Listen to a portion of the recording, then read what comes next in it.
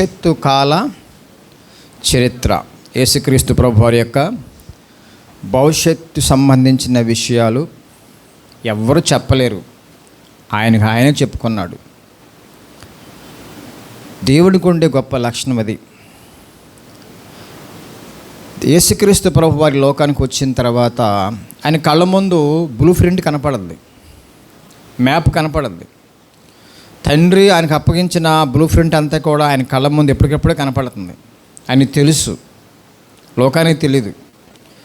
ఆ సన్నివేశాన్ని బట్టి లోకము కొంచెం ఆశ్చర్యపడుతుంది, లోకం కొంచెం బాధపడుతుంది. వచ్చి కొంతమంది భక్తులు ఉన్నవాళ్ళు అక్కడ, ఆ లోకస్తులు కొంతమంది విచారం వ్యక్తపరచవచ్చు. కొన్ని సంఘటనలు వెళ్తున్నప్పుడు, శ్రమల గుండా వెళ్తున్నప్పుడు. కానీ మొత్తం అంతా కూడా వాళ్ళకి తెలియదు, ఇవన్నీ శిష్యులకు కూడా తెలియదు. అందుకే యేసుక్రీస్తు ప్రభువారు ఆయన మరణానికి దగ్గరవుతున్న కొద్దీ శ్రమల సంఘటనలు, ఘట్టాలు, మరణకరమైన పరిస్థితి ఏంటో, నా పరిస్థితి ఏంటో అనేసి ఓపెన్ హార్ట్తో వాళ్ళకి చెప్పేస్తున్నాడు. ఆ సన్నివేశమే ఇది. నేను చెప్పాను చాలాసార్లు మీకు, ప్రపంచములో దేవుళ్ళు అన్నబడేవాడు ఎవరన్నా ఉంటే గనక రేపు వాళ్ళకి ఏం జరుగుద్దో వాళ్ళకి తెలియని వాళ్ళకి రేపు ఏం జరుగుద్దో వాళ్ళకి తెలియని వాళ్ళుగా ఉన్నారు, మిగిలిపోయారు చరిత్రలో. వాళ్ళు ఎక్కడ కూడా పలానా రోజున పలానా చోట నేను వెళ్తాను, నేను ఉంటాను, అక్కడ జరుగుద్ది అనేది ఎవరు చెప్పలా. చెప్పింది కూడా ఒకవేళ ఉంటే కనుక వాస్తవాలు జరగలా. నా దరిదాపుల్లో నేను స్టడీ చేసిన గ్రంథాలను చూసుకున్నప్పుడు అర్థమవుతుంది. కానీ యేసుక్రీస్తు ప్రభు వారి యొక్క జీవిత ఘట్టంలో ఆయనకి రాబోతున్న పరిస్థితి ఏంటో అన్నీ కూడా వివరంగా ముందుగానే చెప్పాడు. ఇంకా మీకు వివరంగా చెప్పాలంటే ఆయన పుట్టక ముందే 700 సంవత్సరాల క్రితము, 800 సంవత్సరాల క్రితము ప్రవక్తల నోటమట ఆయన జన్మ గురించి, ఆయన జీవితంలో కొన్ని ఘట్టాల గురించి, తర్వాత శ్రమల గురించి, మరణం గురించి, పునరుత్థానం గురించి ముందుగానే దేవుడు రాయిసి పెట్టాడు ఆయన గురించి. అది నెరవేర్పు కోసం యేసుక్రీస్తు ప్రభువారు ఖచ్చితంగా ఈ లోకములో ఆ పీరియడికల్గా మనం చూడకపోయినా, డేట్స్ మెన్షన్ చేయకపోయినా ఖచ్చితంగా నెరవేరినాయి అవన్నీ కూడా.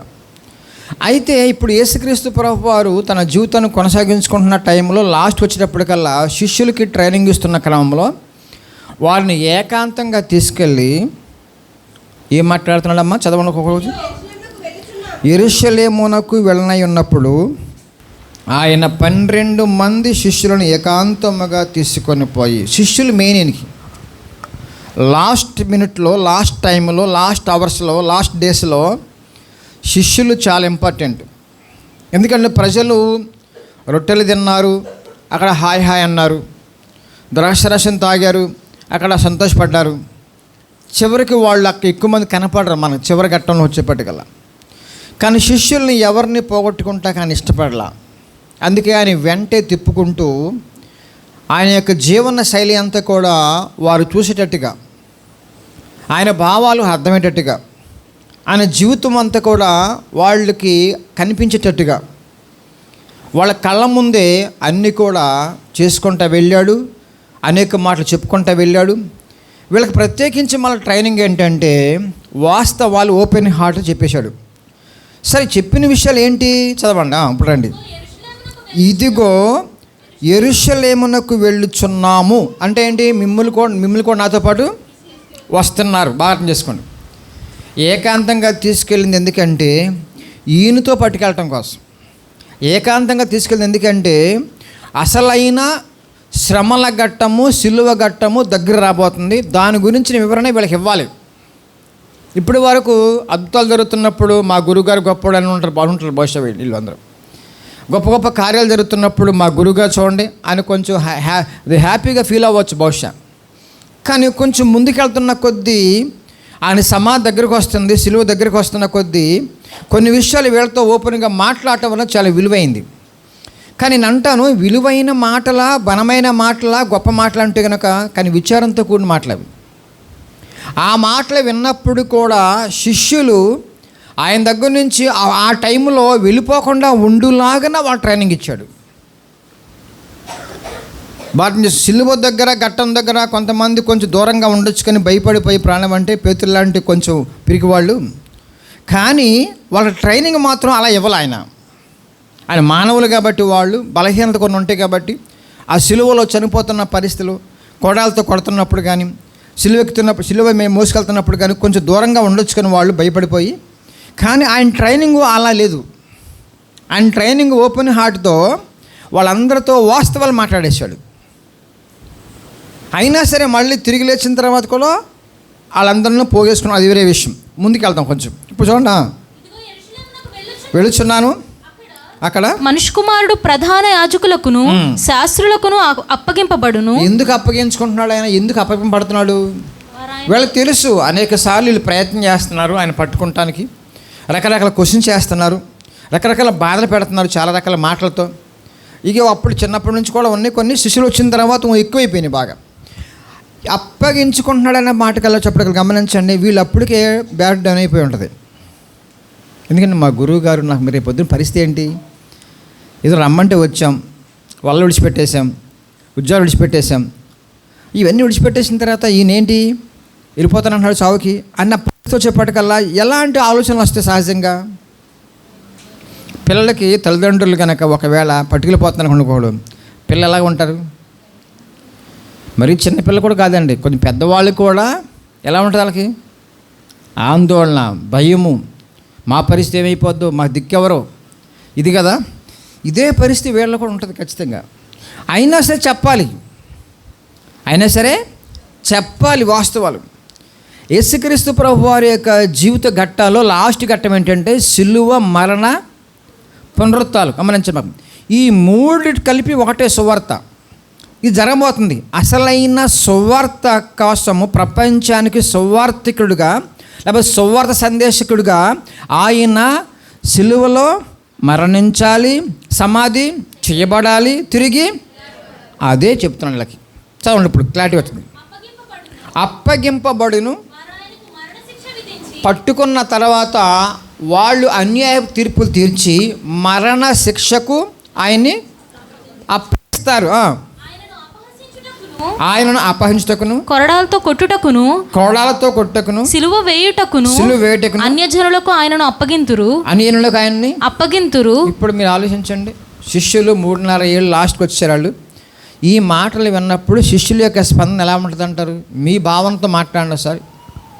ఒక సబ్జెక్ట్ నేర్చుకుందాం కొన్ని విషయాలు. ఆయన ఏమన్నాడు చూడండి.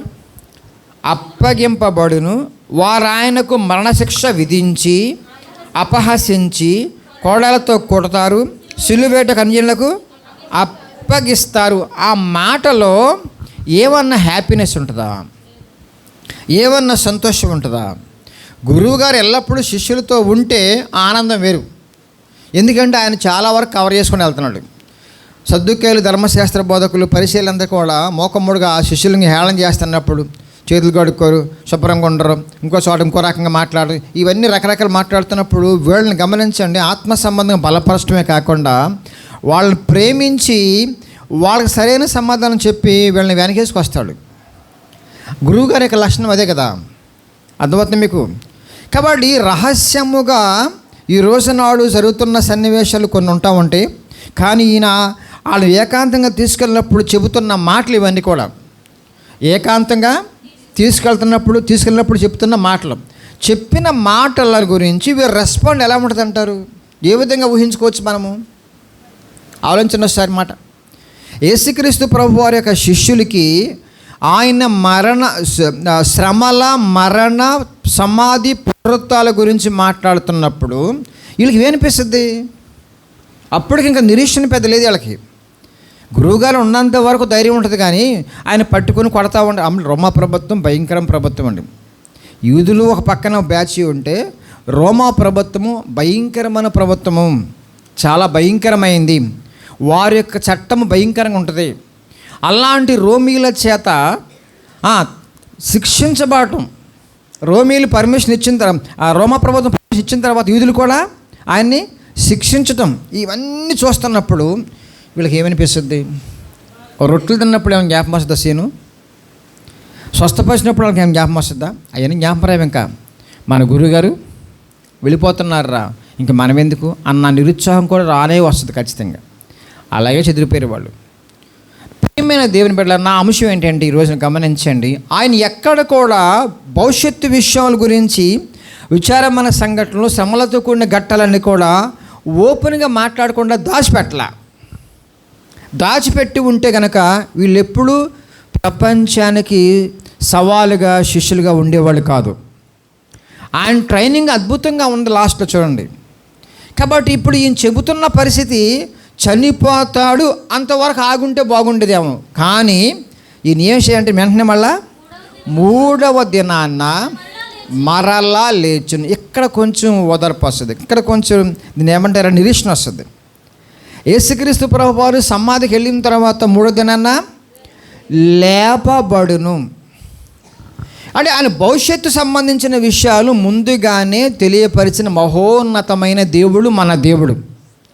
దీనికంటే ముందుగా కొన్ని చెప్పాడు కొన్ని మాటలు చూడండి. యోహాను సువార్త కొంచెం 10వ అధ్యాయము, యోహాను సువార్త 10వ అధ్యాయము అనేకమైన సంఘటనలు చెబుతున్నప్పుడు యేసుక్రీస్తు ప్రభువారు చెప్పిన మాటలు ఆయన గురించి 10వ అధ్యాయం 15b-18 వచ్చిన కూడా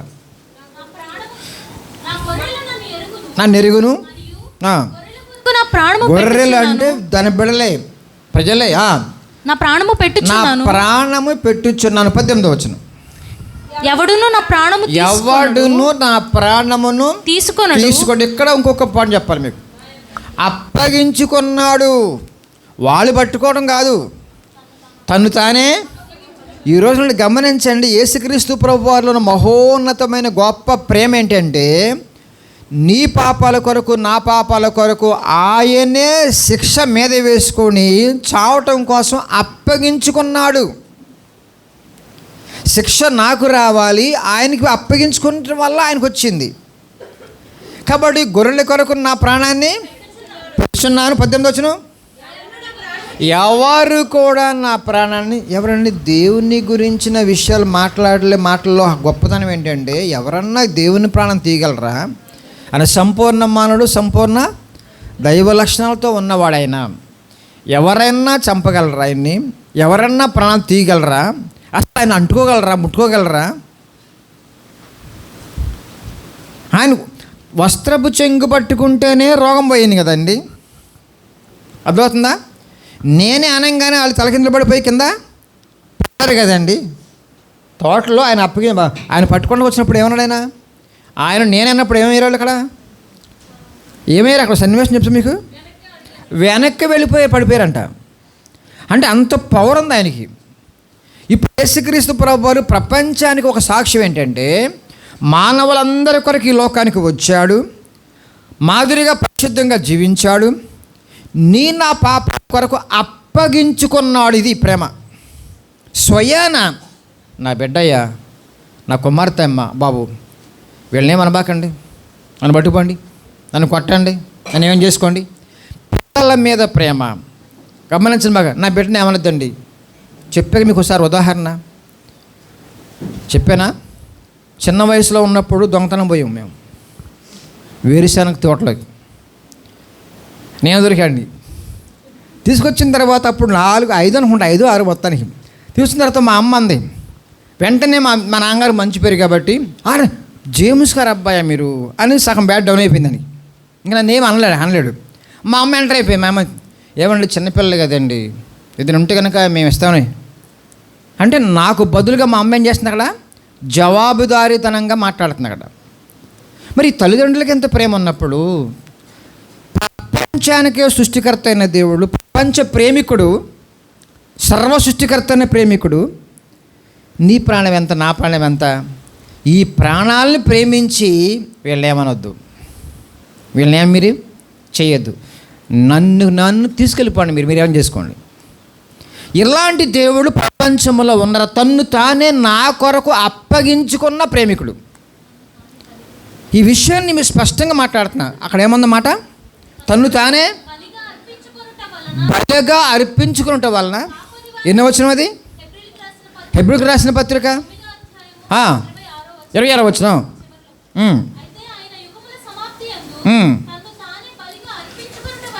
తన్ను తానే బలిగా అర్పించుకోవటం వలన పాప నివారణ చేయుటకై ఒక్కసారి ప్రత్యక్షపరచబడును. తన్ను తానే బలిగా అర్పించుకున్నట ఎవరన్నా అర్పించుకుంటారా? ఎవరన్నా అర్పించడం చెప్పండి నాకు, ఎవరన్నా చెప్పండి నాకు. నేను చిన్న ప్రసంగం చేస్తున్నానండి, కానీ దీంట్లో ఉన్న మాధుర్యాన్ని ఆస్వాదిద్దాం మనం. దేవుని ప్రేమ ఎంత గొప్పగా ఉందంటే, ప్రపంచ మానవాళి పాపాలన్నిటి కొరకు అందరికి శిక్ష పడాలి, నరకం పడిపోవాలి.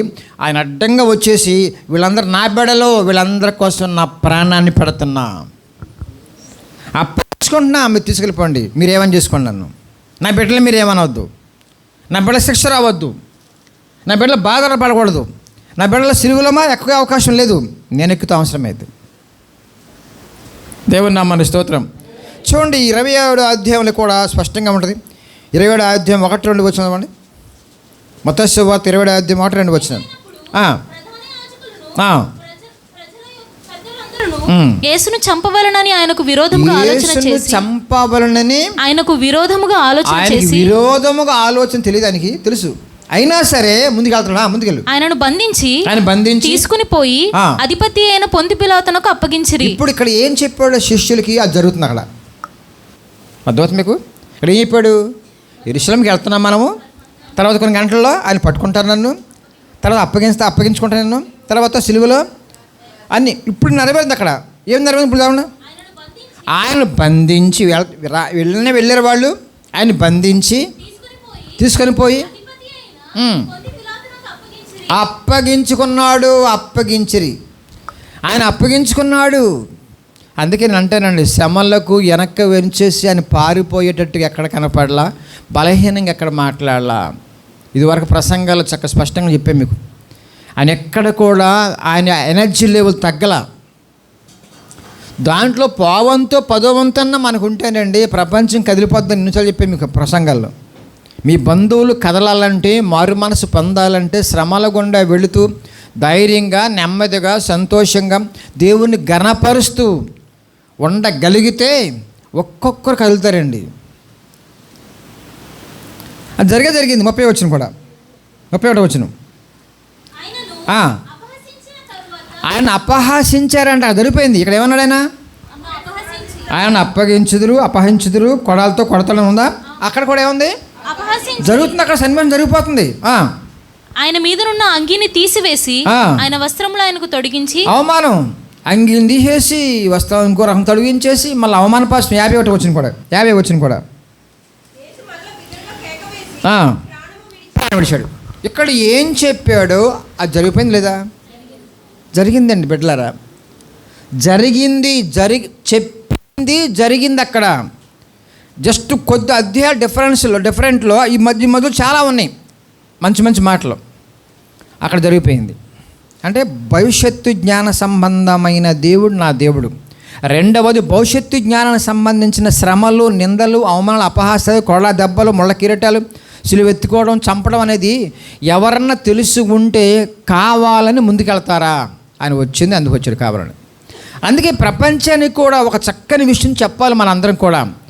యేసు మన కొరకు, అందరి కొరకు కావాలనే వచ్చాడు. నువ్వు కోరుకుంటూ రాలాయన. దేవుని ప్లాన్ అది. దేవుడు లోకమును ఎంతో ప్రేమించిన మాటలో ఉన్న మొదటి భాగం ఏంటంటే ఆయన కావాలనే వచ్చాడు, ఎందుకంటే తండ్రి చేత పంపడ్డాడు. రెండవది, ఈ లోకంలో ఎన్ని శ్రమలైనా, అవమానాలైనా, నిందలు వేసినా సరే తల్లిగారిని ఆమె కూడా పరిశుద్ధంగానే జీవించాడు ఆయన, పాపం లేకుండా. చివరికి ప్రాణాన్ని అర్పించే విషయంలో కూడా గమనించండి, ఎక్కడ తన యొక్క ఎనర్జీ లెవెల్ను తగ్గించుకోలే, అని కావాలని అప్పగించుకున్నాడు. చదవమాట, అనేకులకు ప్రతిగా విమోచన క్రయధనముగా తన ప్రాణము ఇచ్చుటకు వచ్చాడు. ఆయన వచ్చాడు, పుట్టాడు కాదు, వచ్చానని ఉంటుంది లోకసువార్తలో.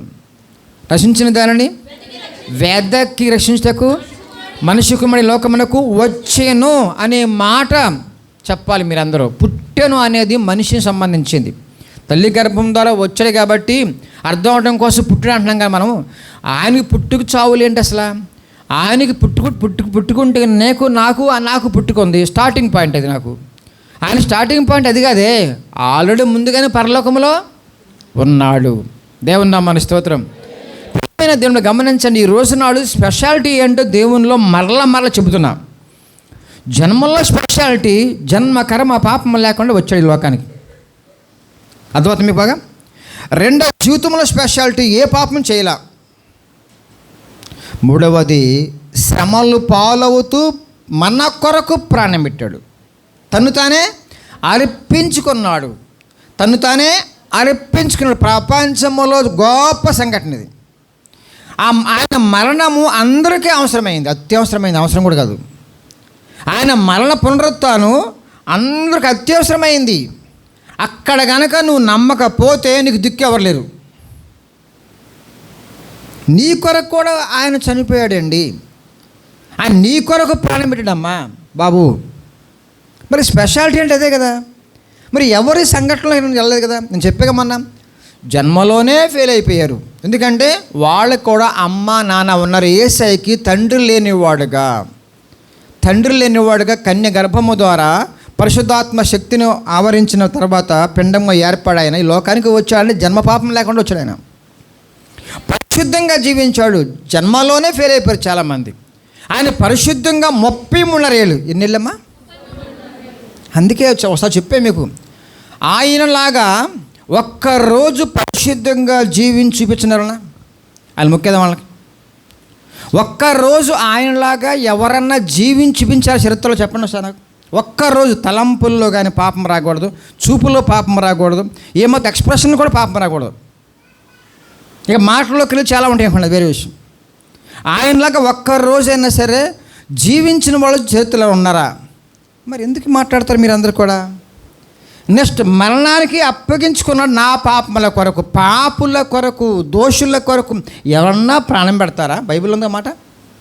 నీతిమంతుని కొరకు ఒకడు ప్రాణం పెట్ట తెగింపవచ్చును కానీ పాపులమై ఉండగా, భక్తిహీనులమై ఉండగా, బలహీనులమై ఉండగా, దేవుని శత్రులమై ఉండగా ఆయన మన కొరకు ప్రాణం పెట్టి దేవునితో సమాధానపరిచాడు. ఆయనకి సమాధానకర్త. ఆయనకి మన శత్రుత్వం వచ్చింది, మన బలహీనతను బట్టి, మన పాపాన్ని బట్టి, మన దోషాన్ని బట్టి ఆయనకి మనకి శత్రుత్వం వచ్చింది. కాబట్టి ఆయనకి సమాధానకర్తగా రావాలంటే ఒక పక్కన దైవికమైన లక్షణాలు కలిగి ఉండాలి, ఒక పక్కన మానవుడై ఉండాలి. అది నా యేసులో కనపడదు. మనిషి వల్ల కాదు. అలాగని దేవుడు కూడా డైరెక్ట్గా రాడు. మానవ రూపంలో వచ్చిన దైవ మానవుడైనా. దేవుని నామమున స్తోత్రం. అంటే ఆయన ఉగ్రతను కూడా తట్టుకునే బలము గలవాడై ఉండాలి. అది దేవునికి సాధ్యం. వీళ్ళని ప్రేమించే ప్రేమ కూడా అయి ఉండాలి. అది మనిషి అంటే దైవ లక్షణం కల్లా మనిషి. మీకు స్పష్టంగా అర్థమైంది మీకు? ఇటు ఉగ్రత రాకుండా వీళ్ళని కాపాడాలి ప్రేమికుడిగా, ఆయన్ని కూడా సాటిస్ఫై చేయాలి. ఎందుకని? ఆయన చంపేతబడతాను అందరికి ఒక్కవాళ్ళని. సృష్టి మొత్తాన్ని ఉచితంగా ఇచ్చిన తర్వాత వీళ్ళు తప్పు చేస్తూ ఉంటే, పాపం చేస్తూ ఉంటే చంపక ఏతలేనా? అందుచేతనే మధ్యవర్తిగా వచ్చి ఆయన ఉగ్రతను ఆయన మీద వేసుకున్నాడు, శిక్ష ఆయన మీద వేసుకున్నాడు. ఆయన కోపాన్ని చల్లార్చాలి. ఆయన నీ మీద ప్రేమ చూపించాలి. ఈ మహోన్నతమైన ఘట్టము ఏ గ్రంథంలో ఉంది? ఏ దేవుడు జరిగింది? మరి ఇంకేం మాట్లాడతారు వాళ్ళు నా దగ్గర? నేను మాట సరిపోతా, ఆయన నమ్మాను కాబట్టి. దేవుని కనపడండి సారి. చూడండి ఒక చక్కని మాట 28వ అధ్యాయంలో 8వ అధ్యాయం 6-7 వచ్చిన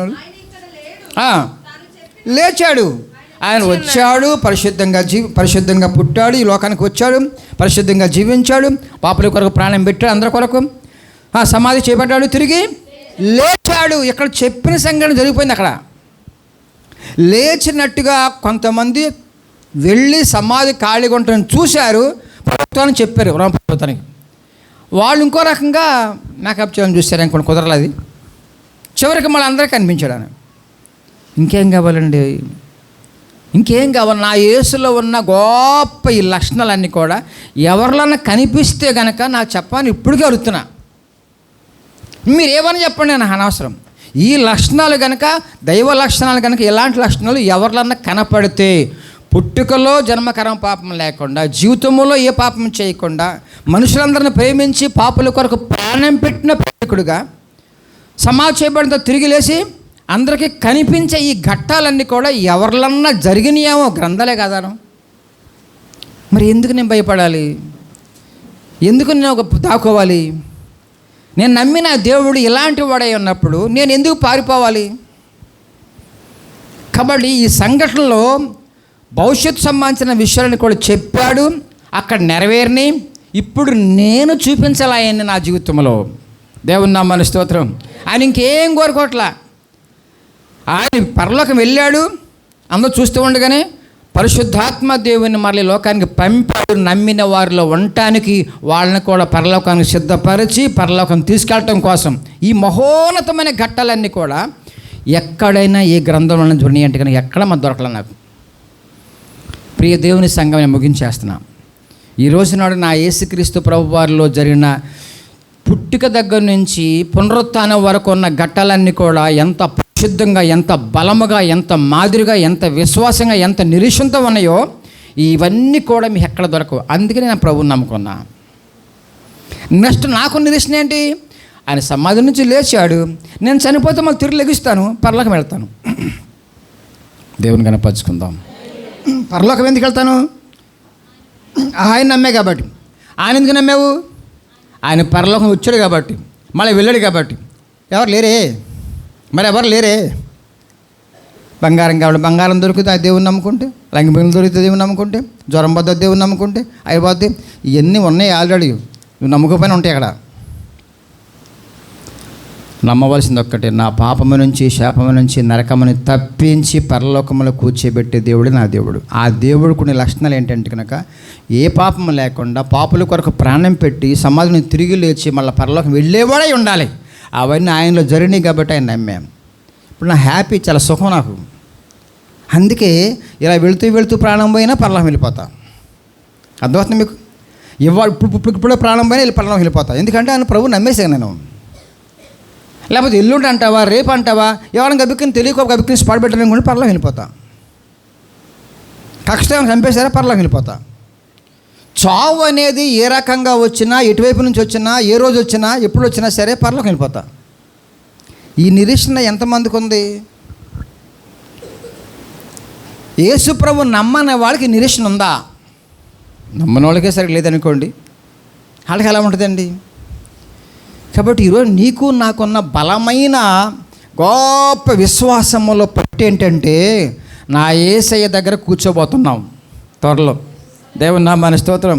అందుకే అంట సమాధి యువతల గురించే కొట్టుకుంటున్నారు, యువతల గురించే ప్రార్థనలు, యువతల గురించే అవి ఇవి ఇవన్నీ మీదేసుకుంటున్నారు. కానీ అవతల ఉండే జీవితం గురించి నేను ప్రభువుని నమ్మా. ఆ సమాధి తర్వాత ఉండే న్యూ లైఫ్, పరలోక సంబంధమైన జీవితం కొరకు నేను ప్రభువుని అనుసరిస్తున్నా. కాబట్టి నువ్వు గ్యారంటీ లేదు నాకు చావు. ఎక్కడ పోతానో అది లేదు. చావు పుట్టుకొని చేతిలో ఉన్నాయి. కాబట్టి రేపా, ఎల్లుండా, 80కా, 70కా, లేకపోతే ఎప్పుడు మనకు తెలియదు. కానీ లోపు ఈ వాస్తవంలో బ్రతికితే అద్భుతమైన జీవితం మొదలవుద్ది. అది నా జీవితంలో దేవుడు చిగురింపజేశాడు 21వ సంవత్సరం నుంచి. దేవుని నామమున స్తోత్రం. అది మొలకెత్తి ఫలాలిస్తూ అనేక మంది సువార్థికుడిగా, అనేక మంది మంచి మాటలు చెప్పేబెట్టుగా, అనేక మందికి నా యేసును పరిచయం చేసేవాడుగా, ఫలించేబెట్టుగా నన్ను ఉంచాడు దేవుడు. ఇంక అంతకంటే నాకేం కావాలి? ఇంకా ఈ లోకంలో ఇంక నాకేం కావాలి? ఇంకా ఆ విశ్వాసంతో ఉందాం బిడ్డలారా. అందుకనే అడిగే వాళ్ళకి చెప్పే సమాధానం ఒక్కటేనండి, మీరేం చెప్పవసరం, ఇంకా ఇంకేం చెప్పవసరంలా. యేసుప్రభు నమ్ముకోండి, గుడికి వెళ్తే కనుక అయిపోయినాయి, అవి వచ్చినాయి, ఇవి వచ్చినాయి, పోయినాయి. ఇది కాదండి. నా యేసు యొక్క గుణలక్షణాలు ఏంటో, జీవన ఘట్టాలు ఏంటో మొత్తాన్ని కూడా వివరంగా మాట్లాడాను చాలు. వాళ్ళ దగ్గర సమాధానం ఉండదు. ఇంకా ఎవరి గురించో పక్కన పెట్టండి. ఇప్పుడు నేను నమ్మా, నువ్వు నమ్మావు, పరలోకం పోదాం. దేవుని నామ స్తోత్రం. ఎదురయ్యారో చెప్పండి, అడిగారో చెప్పండి, వాస్తు మాట్లాడండి, దాన్ని దాచిపెట్టుకోబాకండి. శిష్యులు దాక్కున్నారు కానీ పరిశుద్ధాత్మలు వచ్చిన తర్వాత చెల్లా చెదురైపోయారండి ప్రపంచ దేశాలన్నీ కూడా. మరి నువ్వేం చెప్పలేకపోతున్నావు? వాళ్ళకు వచ్చిన వాడే మీలోకి వచ్చాడు కదా, ఎందుకు మనం నోరు మూసుకుండాలి? అందుకని మీ సువార్త విషయంలో మిమ్మల్ని దేవుడు పదే ఎంకరేజ్మెంట్ ఎందుకు ఇస్తున్నాడంటే, తక్కువ టైం, మనకు తక్కువ టైం, చాలా టైం అయిపోతుంది. ఇంకా మీ పక్కాలకి, మీ చుట్టాలకి, మీ బంధువులకి, మీ స్నేహితులకి పరిచయం చేయకుండా ఎలా కన్ను మోస్తాం అనేసి లోపల తీవ్రమైన కాంక్ష మీకు ఉండాలి. అందుకే దేవుడు మరొక్కసారి శనివార ప్రార్థనలో తన గురించి మాట్లాడుకున్నాడు. ప్రముఖమైన జీవన ఘట్టాల్లో ఈ ఘట్టాలన్నీ కూడా పుట్టుక దగ్గర నుంచి పునరుత్థానం వరకు, ఆరోహణ వరకు ఎవరిలోనన్నా జరిగి ఉంటే కనుక మనం చెప్పొచ్చు వాళ్ళ గురించి, జరగట్లా, ఎక్కడ జరగట్లా. బట్ నీ దేవుడు నా దేవుడు, నీ ప్రేమికుడు నా ప్రేమికుడు, నీకు నాకు ఒకే తండ్రి ఉన్నవాడుగా ఆయన దగ్గర మనం ఉండబోతున్నాం. ఆ నిరీక్షణతో, ఆ బలంతో ఉండటానికి కారణం ఏంటంటే ఇదే. ఏంటది? దేవుని యొక్క జీవితం మాదిరి, దేవుని యొక్క మరణ సమాధి పునరుత్థానాలు. ఖచ్చితంగా అవన్నిటి గురించి మనం మాట్లాడుకోవాల్సిందే ప్రపంచంలో. ఇదే సువార్త. అందుకు కొరింథీయులు ఏమంటుంది? నాకు ఇవ్వబడిన ఉపదేశం ఏమనగా లేఖనముల ప్రకారము 15వ అధ్యాయమేగా, మృతి పొందాను, క్రీస్తు మన పాపముల నిమిత్తం మృతి పొందాను, సమాధి చేయబడెను, లేఖనముల ప్రకారం కూడా సమాధి బద్దలైపోయింది. 3వ దినమున నువ్వు ఒక్క ఊహింపు రాకముందే 3 దినాలు లేచి బడికి వచ్చాడు, సమాధి బద్దలైపోయింది. అంతే. లేచిన వాడి గురించి చెప్పమంటే పడుకున్నావని చెప్తావేంటి? లేచి కనిపించిన వాడి గురించి చెప్పమంటే ఎక్కడ పోయారో అడ్రస్ లేకుండా చెప్తావేంటి నువ్వు? నాకెందుకు? వాళ్ళు నిత్యము బ్రతికే నా దేవుడు ఉన్నాడు, ఆయన నాలోనే ఉన్నాడు ఆత్మరూపిగా. నేను ఆయన నన్ను ప్రేమించి నాలోకి వచ్చిన తర్వాత ఆయన గురించి చెప్పండి, ఇంకెవరైనా చెప్తాను ఇంకా. కాబట్టి ముగింపు ఒక్కటే, నీవు నేను సమాధి తర్వాత పరలోకములో ఉంటే వీళ్ళు కనపడం. చెప్పమ్మా మాట. ఏ విశ్వాసం అది? ప్రభువైన యేసును లేపినవాడు, యేసుతో మమ్మును కూడా లేపి, యేసుతో కూడా మమ్మును కూడా లేపి, మీతో కూడా తన ఎదుట నిలవబెట్టునని ఎరిగి. మీరు సంఘస్థులు, మీరు విశ్వాసులు, మీతో కూడా మాతో కూడా మీరు కూడా నిలవబెట్టునని ఎరిగి. ఎక్కడ? తన ఎదుట. ఎంత మధురమైన మాటలండి ఇవన్నీ కూడా. మీకు సీఎం గారి దగ్గర నుంచి పిఎం గారి కబురు వచ్చిందని పట్టుకెళ్ళి ఎంత సంతోషం వేస్తుంది మీకు. సీఎం గారు పిఎం గారు కబురంపింది కొడతం కోసం కాదండి, వాళ్ళు కొట్టరండి. పోలీస్ స్టేషన్ కబురంపిందంటే అర్థమవుతుంది మీకు. వాళ్ళు ఏదో ఇవ్వటం కోసం, నేను మెచ్చుకోవడం కోసం వచ్చింటారు. మీరు ఎంతకంత లేస్తారు? వాళ్ళ కళ్ళ ముందు నిలబడటం అంటే వాళ్ళతో ఒక పట్టా తీసుకున్నా, ఒక షీల్డ్ తీసుకున్నా, లేకపోతే ఒక ఏదో ఒకటి అవార్డు తీసుకున్నా ఎంత ఆనందం అండి. అది ఆ కాసేపే ఉంటుంది, అర్థమవుతుంది మీకు. తర్వాత మీ ముక్కుబాన్ చూడరాళ్ళు. యేసు దగ్గర యుగములు ఉండబోతున్నాం. యేసు దగ్గర యుగములు ఉండబోతున్నాం. ఇది చాలదండి మన జీవితానికి. ఇంకా అది సంపాదించుకోవడం కోసం నువ్వేం ఖర్చు పెట్టావు? ఏం ఖర్చు పెట్టాలి? ఆయనే ఖర్చు అయిపోయాడు. అది రావటం కోసం ఏం శ్రమ పడుతున్నావు? ఆయనే శ్రమ పడ్డాడు. ఎంత మహోన్నతమైన భాగ్యము ఉచితముగా దేవుడిచ్చాడు. ఆయన ఏమీ కూడా మనం చెల్లించాలి ఆయనకి. ఆయన్నే సర్వాన్ని మన కొరకు ప్రాణం కూడా సహా చెల్లించేశాడు ఆయన. ఇలాంటి ప్రేమికుని కొలవకుండా, ఆరాధించకుండా, ప్రార్థించకుండా, ఆయన గురించి చెప్పకుండా ఉండగలమండి మనం? అలా ఉందాం బిడ్డలారా. దయచేసి మరొకసారి ఎందుకు ఈ మాటలు దేవుడు మాట నాకు తెలియదు. మొత్తానికి మనం ఇంకా ఏదో ఆశిస్తున్నాడు దేవుడు మన దగ్గర నుంచి, ఏదో కోరుకుంటున్నాడు మన దగ్గర నుంచి. ఎంత త్యాగం చేసేనే బలియాగం అయిపోయిన గురించి.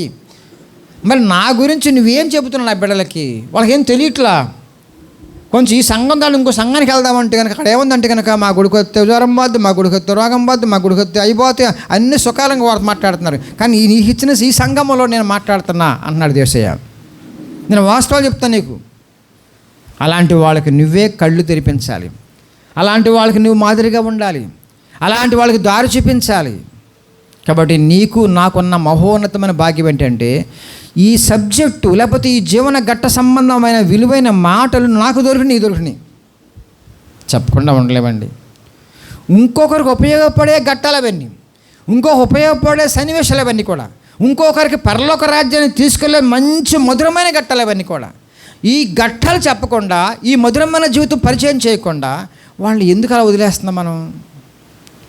మహాతో 10 నిమిషాలండి, 10 నిమిషాలండి. ఒకళ్ళకి అవకాశం దొరికినంతగా వాడు మ్యాక్సిమం వాళ్ళకి ఇవ్వాలి ఆ మ్యాటరు. అది ఇచ్చి చూడండి ఎంత సంతోషింటారు మీరు. అది చెప్పు చూడండి ఎంత సంతోషింటారు మీరు అంతా కూడా. ఇంకొంచెం ముందుకెళ్ళాలంటే కనుక చాలా అవన్నీ చెప్పుదాం. సత్యమైన వాక్యం బతికింపజేద్దాం. వాళ్ళని మనతో కలుపుకుందాం, పల్లకి వెళ్ళిపోదాం, హ్యాపీగా ఉందాం. అట్టి కృపా దేవుడు మీకు అనుగ్రహించును కాక. ప్రార్థన చేసుకుందాం. ఈరోజు ఎవరైనా సరే